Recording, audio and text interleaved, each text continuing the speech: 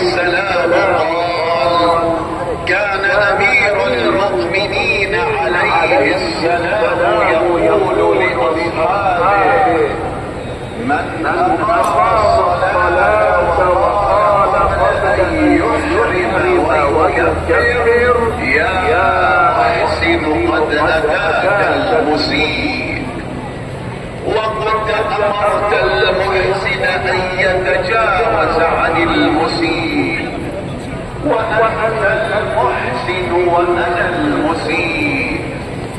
فبحق محمد وآل محمد صل على محمد وآل محمد، وتجاوز عن قبيح ما تعلم مني.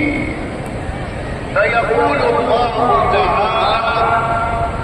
ملائكتي اشهدوا أني